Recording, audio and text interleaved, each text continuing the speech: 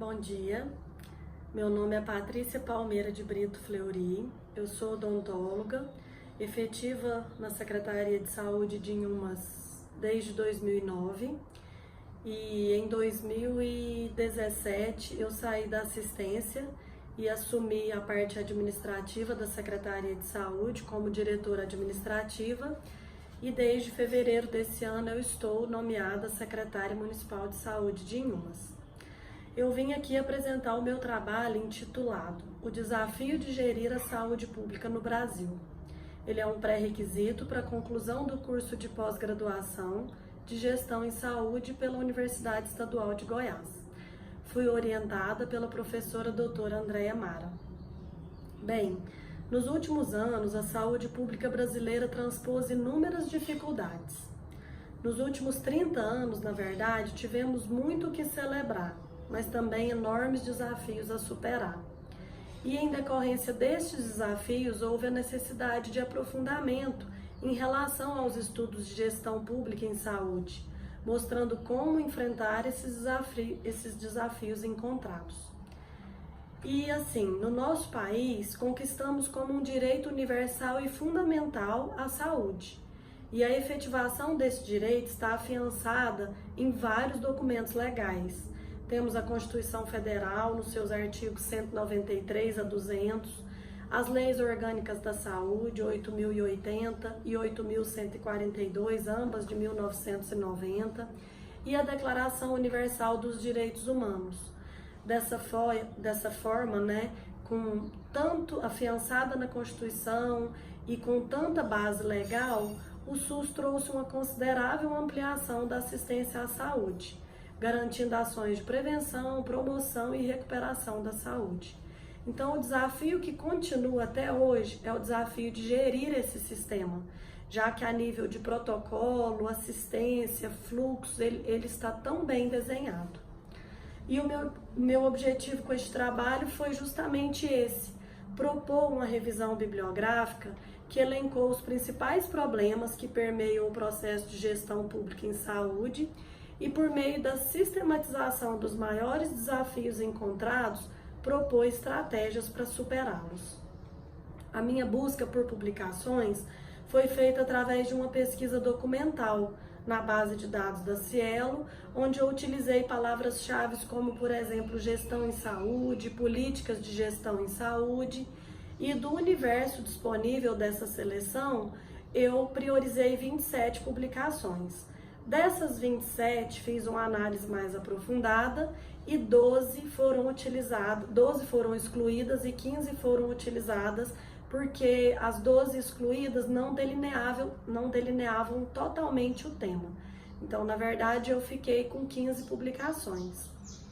E assim, dessas publicações, extraí que o SUS trabalha com necessidades ilimitadas, ousou oferecer acesso universal e atendimento integral gratuito a milhões de brasileiros e com recursos limitados.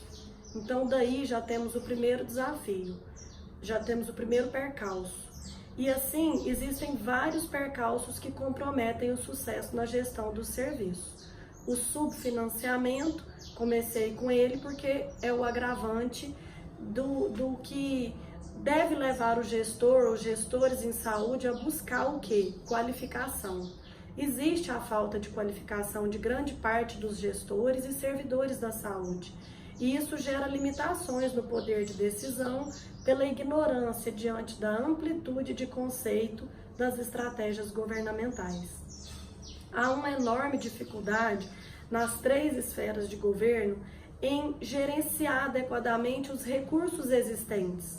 E só não aconteceu o colapso na saúde pública brasileira porque, diante do subfinanciamento federal, os municípios foram investindo com recursos próprios em saúde bem mais do que o piso legal, que é os 15%. Então, hoje, quem mais investe é quem menos arrecada. E o governo e a sociedade civil também pecam na gestão participativa desse sistema. Os municípios não trabalham integrados às demais esferas de governo, e a falta de planejamento regional integrado compromete o acesso universal e a distribuição equânime dos recursos. Eles pecam na responsabilização de cada ente em defesa de um sistema único e não tão fragmentado como é hoje. Então, precisa se integrar através de um planejamento regional integrado, município, estado e união, com a responsabilização, assumindo uma responsabilização mais clara de onde começa os direitos, atuações, defesas, limitações e atuação de cada um. A incompreensão e a falta de consonância de ideias também em relação à missão do sistema por parte dos gestores, dos prestadores de serviços contratados ou conveniados, dos conselheiros em saúde e da sociedade civil é outro problema grave de gerência do SUS. E também, continuando com as deficiências no setor gerencial, elas muitas vezes existe essa deficiência porque a gerência é negligenciada pelos servidores estarem sempre com foco na assistência. E isso faz com que as atividades funcionem de maneira totalmente desarticulada.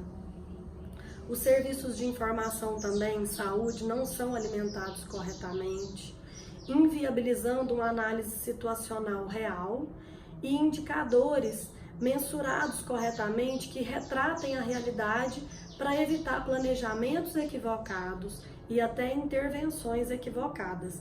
Então, deve-se valorizar mais os sistemas de informação em saúde, porque através dele é que vamos direcionar o nosso planejamento e nossas intervenções, através deles, porque são vários.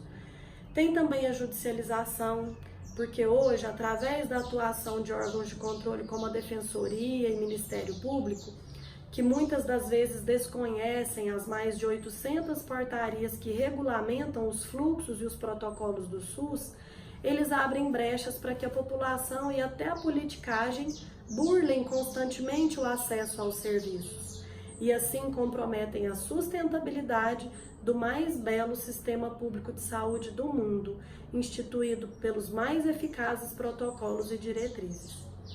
Então, eu levantei todos os problemas, percalços, desafios, a serem superados. E agora eu quero abranger um pouquinho para superar esses desafios, como os gestores em saúde pública precisam agir. Primeira coisa, como eu disse no início, buscar a qualificação, não só deles, dos gestores em saúde, mas também de toda a sua equipe, tanto da assistência quanto do planejamento. Eles devem identificar os principais gargalos da assistência através de uma análise situacional e de indicadores mensurados corretamente. Eles devem priorizar o planejamento estratégico, sendo ágeis e seguros nas intervenções que se fizerem necessárias. Essa segurança é muito importante para saberem que estão intervindo na hora certa, no local certo e que terão êxito com essa intervenção. Valorizar a participação da comunidade, para avaliar os serviços e monitorar constantemente. Articular o trabalho em rede, prezando sempre pela construção de uma linha de cuidado. No SUS, a gente tem também um ganho nesse sentido, que esses fluxos, essas linhas de cuidado, esses protocolos, a gente não precisa inventar a roda, eles já estão muito bem definidos.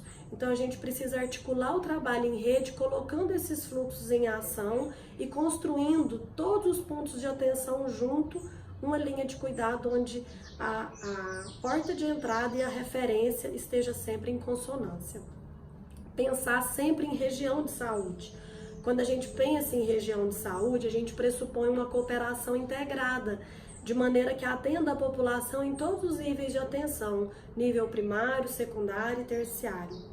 Os gestores também precisam aproximar dos órgãos de controle para tentar qualificar as decisões dos magistrados, fazendo valer sempre a máxima da equidade e do planejamento orçamentário. Porque se a gente não fizer valer essas duas máximas, equidade e planejamento orçamentário, a gente vai colocar em risco, quem sabe, um dos mais belos sistemas de saúde pública do mundo, que é o nosso, instituído pelos mais belos protocolos e diretrizes. E se a gente conseguir aproximar dos órgãos de controle, estabelecer um diálogo qualificado, a gente conseguirá transpor, quiçá, o maior desafio constitucional de que saúde é um direito de todos e dever do Estado. Diante de tudo isso que eu apresentei, resumindo, os gestores precisam primar pelo planejamento e pela organização dos serviços, para evitar duplicidade, ações e gastos desnecessários, e também fomentar a qualificação do seu corpo técnico e assistencial. Caso contrário, o SUS permanecerá no papel sem que haja, sim, um viés transformador. É isso, muito obrigada.